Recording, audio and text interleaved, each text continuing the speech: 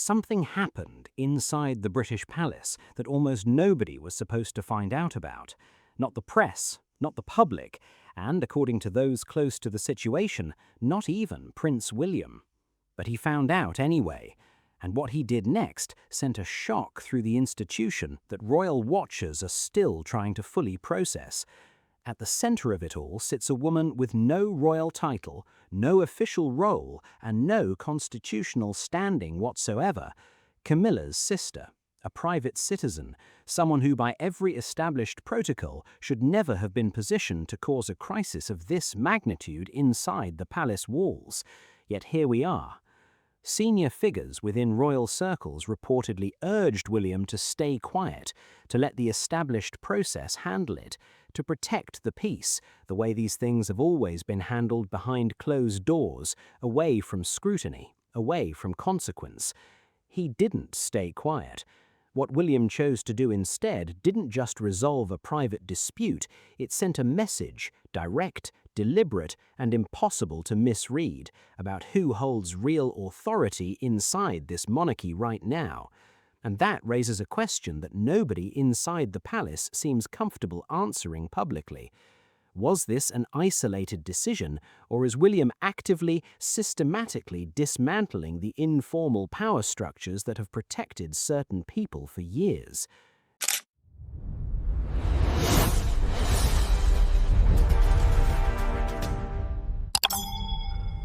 Hi viewers, do you think William made the right call by refusing to stay silent, even when the pressure to do so came from within the palace itself? Drop your answer in the comments, because the answer to that question depends entirely on one thing: what William actually discovered. And that detail, the specific piece of information that made silence impossible for him, is where this story truly begins. But the most important part isn't what he found out, it's what he decided to do about it, and who exactly that decision was aimed at. For years, a quiet understanding has existed inside royal circles. When something goes wrong, genuinely wrong, the institution does not reach for the courts first. It reaches for discretion, a private conversation, a closed door, a resolution that never makes it to the outside world.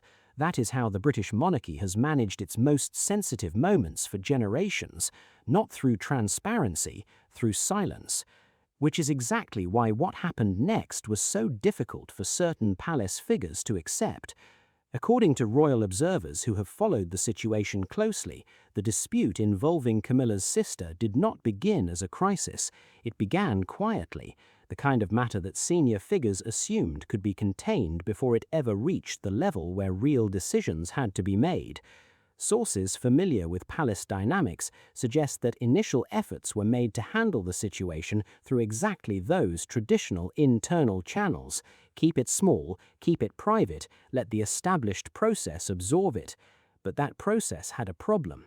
The matter had already grown beyond the point where informal management could contain it, and the people urging caution, the figures advising William to stand back and allow the institution to handle things in its own time, in its own way, were not outsiders. They were people embedded within the royal household itself, people with proximity to both the current reign and the next. That is what made the pressure so unusual. William was not being advised by distant observers. He was being guided, some would say managed, by voices from inside the structure he is one day set to lead. And the message being delivered, however carefully it was framed, carried a familiar shape. This does not need to become your problem. Not yet, not now. But another question was forming beneath the surface of all that careful advice. If not now, then when? And if not William, then who? Yet another detail was emerging at the same time, one that royal watchers say significantly changed the internal atmosphere. The dispute involving Camilla's sister was not simply a matter of personal behavior or private conduct. It touched directly on questions of institutional protocol, on the kind of decisions that carry implications not just for the present reign, but for the one that follows. That context, sources suggest, is precisely what made William's position so difficult to maintain. Because standing back was not a neutral choice, it was a choice with consequences of its own, and William, by all accounts, understood that clearly.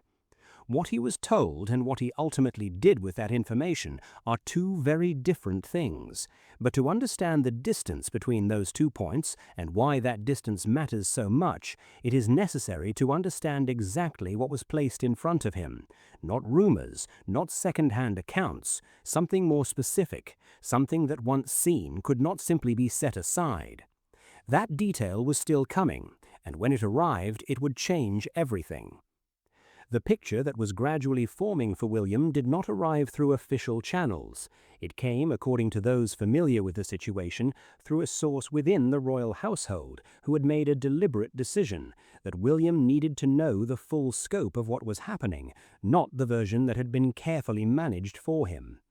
What he received was not a summary.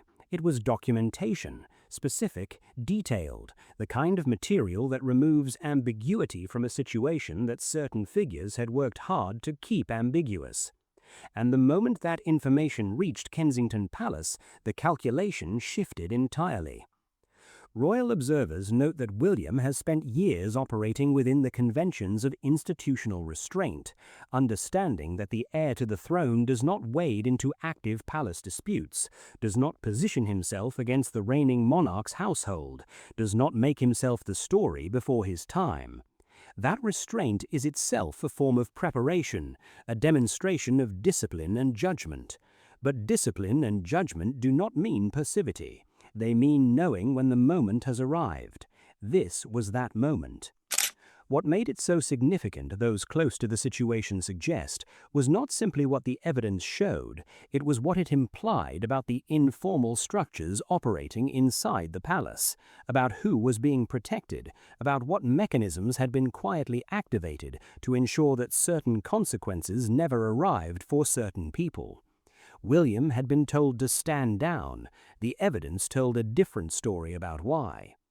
That raises the most uncomfortable question of all, one that palace watchers say is still being discussed in private. Was the pressure placed on William designed to protect the institution, or was it designed to protect something far more specific? The answer to that question, it seems, informed everything William did next. Because what followed was not a quiet conversation, it was not a private arrangement negotiated behind closed doors. It was a move, deliberate, structured, and impossible to reverse, that made William's position on this matter permanent, not a statement, an action. And actions of this kind inside an institution built on precedent carry a weight that words simply cannot. Royal analysts who have studied William's approach to institutional governance point to a consistent pattern in how he responds to situations that test the boundary between personal loyalty and institutional responsibility. He is not impulsive, he does not act from emotion alone. When he moves, observers say, it is because he has already determined that the cost of not moving is greater than the disruption the movement causes. That calculation, in this case, appears to have been made with considerable deliberateness. The move William made did not simply address the immediate situation involving Camilla's sister, it addressed the conditions that had allowed the situation to develop in the first place, the informal arrangements, the assumed protections, the expectation that certain people, because of who they are connected to, would always find a way to avoid the full weight of institutional accountability. William removed that expectation, formally, structurally, and in doing so, he sent a message to every figure inside the royal household, one that required no press release, no public statement, no official explanation. The message was the action itself. But that wasn't the most significant part. What royal observers found most revealing was not the decision William made, it was the speed with which he made it. There was no prolonged period of deliberation, no visible attempt to negotiate an alternative outcome, no quiet consultation designed to find a middle path that preserved the peace while still technically addressing the problem. He moved fast, decisively, and without apparent hesitation. That speed, analysts suggest, tells its own story. It suggests that William had not simply reacted to the evidence placed in front of him, he had in some sense already arrived at this position. The specific dispute involving Camilla's sister had not created his thinking, it had confirmed it, and now that thinking had been given a formal institutional expression. The consequences for Camilla's sister were real. They were not softened by proximity to the throne. They were not quietly redirected into some administrative resolution that allowed the matter to fade without resolution. According to those familiar with the outcome, the situation was handled through proper channels, the kind that do not bend based on who someone is related to or who within the palace might prefer a different result. That in itself marked a departure. For a long time, for generations in some respects, the unspoken understanding inside royal circles has been that connection carries protection. Not legal immunity exactly, but something adjacent to it. A practical reality in which the institution's instinct for self-preservation tends to work in favor of those closest to it, regardless of what they have done. William's response to this situation challenged that reality directly. And Camilla's position in all of this was left notably exposed. She had, by all accounts, expected the situation to resolve in a particular way. The traditional mechanisms were in place, the pressure on William had been applied, the institutional preference for quiet resolution was well established. Everything suggested that this would end the way these things usually end, with the edges smoothed down and the matter absorbed into the permanent silence of palace management. Instead, the situation moved in the opposite direction entirely. Palace watchers noted something else in the aftermath, something easy to miss if you were focused only on the immediate dispute. The way the royal household communicated in the days that followed was itself a signal. No official statements were released, no palace sources offered careful background briefings designed to frame the story in a particular light, no effort was made to publicly explain or contextualize William's decision. The silence was total, and it was deliberate. Because in royal communication, silence is rarely the absence of a message, it is frequently the message itself. By saying nothing, Kensington Palace allowed the action to stand alone, unqualified, unmediated, and fully visible to everyone within the institution who needed to understand what had just changed. And then came something that made the change impossible to misread. A public appearance, a carefully chosen moment, a visual statement that no formal press release could have delivered with the same precision or impact. The kind of gesture that the royal family has always understood, a language of symbols and presence that communicates volumes without requiring a single spoken word. It was not accidental. Nothing at this level ever is. And for those watching closely, it confirmed what the preceding days had only implied. The old arrangement, the informal hierarchy of protection, influence, and assumed privilege, had not simply been challenged, it had been replaced. When you look at the full sequence of what unfolded, the quiet pressure applied to William, the evidence that reached him regardless, the decision he made, the consequences that followed, and the public signal that closed it, what you are looking at is not simply an internal palace dispute that escalated beyond its intended boundaries. You are looking at something that rarely happens in plain view inside a functioning monarchy. A transfer of weight. Not a transfer of formal power, the constitutional arrangements remain exactly as they were, but something perhaps more consequential in the day-to-day operation of the institution.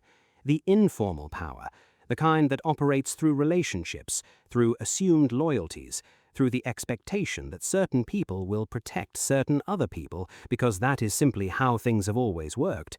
That power shifted, and the person it shifted toward did not need to announce it. William's approach throughout this entire episode reflects something that royal historians say is rare in heirs to the throne who are still waiting for their moment. He did not position himself against the current reign. He did not frame his actions as opposition. He moved entirely within his institutional responsibilities, and in doing so, made it clear that those responsibilities, as he understands them, do not carry exceptions based on personal connection or family proximity. That is a vision of monarchy that is meaningfully different from what has come before. Not different in its values, necessarily. Accountability and the rule of law are hardly new concepts inside the royal family's public presentation of itself, but different in its willingness to actually apply those values when the cost of application is internal discomfort, family tension, and the disruption of relationships that matter. That willingness is what observers are still processing. Because for decades, the monarchy's public commitment to those values and its private practice of them have existed at a considerable distance from each other. Quietly managed situations, undisclosed arrangements, the institution's self-protective instincts operating underneath its public positioning. William, it appears, intends to close that distance, and that intention, now demonstrated, not merely stated, changes what the monarchy under his eventual leadership is likely to look like. Camilla's position within that future is a question that nobody inside the palace is currently answering publicly. What this episode revealed about the limits of her influence, specifically about what she can and cannot protect when William has decided a matter clearly, is a conversation that royal observers say is very much alive in private circles. It is a conversation with no clean resolution yet, but one thing has been established with considerable clarity. The informal mechanisms that certain figures within the royal household have historically relied upon to manage difficult situations, to absorb them, redirect them, contain them before they produce real consequences, those mechanisms now operate in a changed environment. An environment where William has demonstrated without ambiguity that he is aware of them, that he understands how they function, and that when the moment requires it, he will move around them entirely. That is the institution's new reality, and it raises one final question, the one that nobody inside the palace is yet prepared to answer out loud. If William was willing to move this decisively in a situation involving someone connected to Camilla's family, what does that suggest about how he intends to handle similar situations as his own influence within the institution continues to grow? The answer to that question has not arrived yet, but the signals are accumulating. What is already being discussed privately among those who follow the royal family closely is a specific set of upcoming moments, appearances, decisions, and institutional developments in the months ahead that will either confirm or complicate the picture that has begun to form. One development in particular, involving a palace decision that has been quietly in progress for some time and is now approaching a point where it can no longer be deferred, is already drawing significant attention from royal observers. It touches directly on questions of succession, influence, and the shape of the monarchy that William is preparing to lead. And if the pattern established by this episode holds, if William's response to this situation was not an exception but an indication, then what happens next may be more significant than anything that came before it.